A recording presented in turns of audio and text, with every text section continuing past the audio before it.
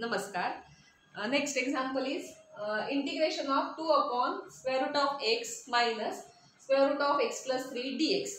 तर अशा फॉर्म मध्ये जे एक्झाम्पल आलं अर्थात डिनॉमिनेटर मध्ये डायरेक्ट लॉग अप्लाय करता येणार नाही, कारण इथे ह्या दोन फंक्शन मध्ये परत प्लस मायनस साइन आहे.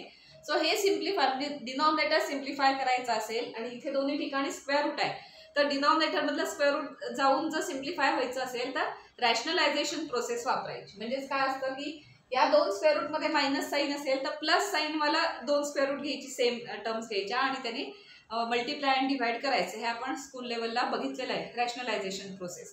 कारण 1/√x किंवा 1/2√x असतं तर आपल्याला ते टू ऍडजस्ट करून डायरेक्ट इंटिग्रेशन आलं असतं. म्हणजे हा फॉर्म्युला आपला लिस्टमध्ये राहिला होता, पण हा असा आहे 1/2√x dx असेल.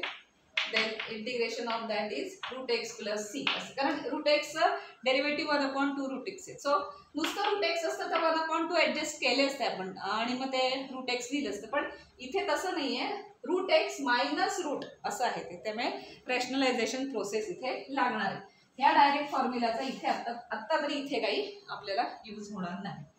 सो आपण रॅशनलायझेशन करूया आधी. सो इंटिग्रेशन मध्ये rationalization 2 upon √x minus √x plus 3 ही टर्म आहे, ब्रॅकेट घालूया. रॅशनलायझेशन करतोय, सो याच्या प्लसने मल्टिप्लाय डिवाइड करायचं.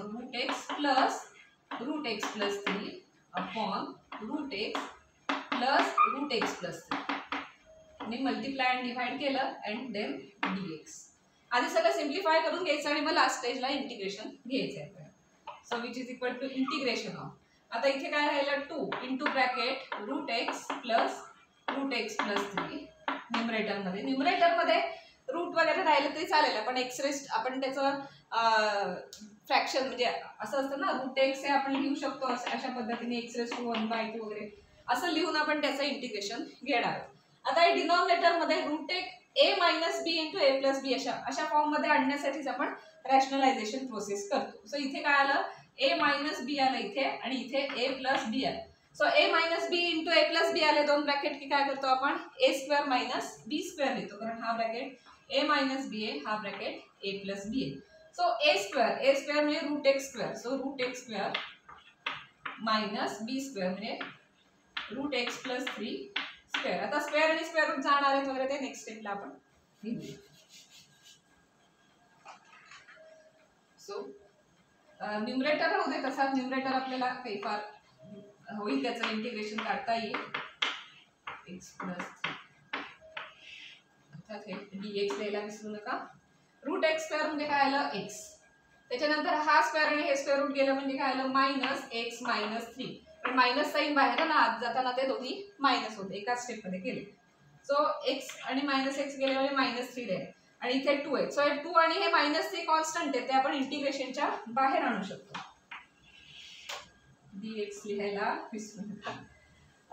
म्हणजे -2/3 बाहेर आले, -2/3 इंटिग्रेशन ऑफ √x आणि काय plus √x plus 3 dx.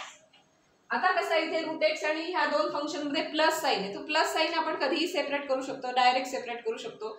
So तो रूल आपण इथे अप्लाय करूया. सो -2/3 इंटू ब्रॅकेट घेऊया, कारण आता सेपरेट करूया इंटिग्रेशन.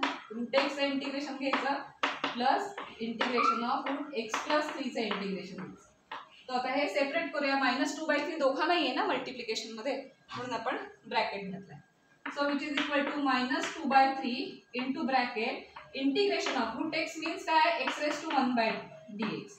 हे x⁻² करून घ्यायचं म्हणजे आपल्याला सोपं पडेल, कारण √x चं इंटिग्रेशन नाही आहे आपल्याकडे. आपल्याकडे कशाचं इंटिग्रेशन आहे 1/2√x चं इंटिग्रेशन आहे, विच इज √x. √x चं डेरिव्हेटिव्ह आहे आणि 1/2√x चं इंटिग्रेशन आहे अवेलेबल. त्यामुळे √x चं इंटिग्रेशन माहित नाही, म्हणून आपण x⁻² फॉर्म मध्ये आणायचं आणि मग x⁻n चा फॉर्म्युला अप्लाय करायचा. Plus integration of x plus 3 dx. आता आपण हा फॉर्म्युला इथे अप्लाय करायचा. सो -2/3 इंटू ब्रॅकेट x⁻n चा फॉर्म्युला काय x⁻n plus 1 upon n plus 1.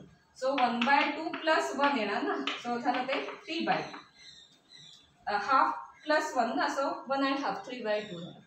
So x⁻³ upon 3/2 plus इथे पण काय आलं x प्लस 3^3 अपॉन 3/2. आता याला सगळ्याला कॉमन आपण प्लस सी असं लिहिणार. आणि आता 3/2 आपण बाहेर आणूया, कॉमन आहेत त्यामुळे.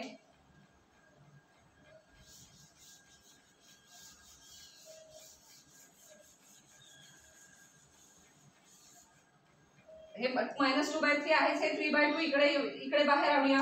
पण हे a upon b upon c आहे, ते इकडे म्हणजे बाहेर आणताना किंवा ते परत ह्याला इथे आणून मल्टिप्लाय करायचे म्हणजे काय होणार आहे, ते 2/3 होणार आहेत, उलटे होऊन येणार ना. a upon b upon c आहे, ते c अपॉन b होऊन इथे बाहेर येताना उलटे होऊन येणार. So which is equal to -2/3.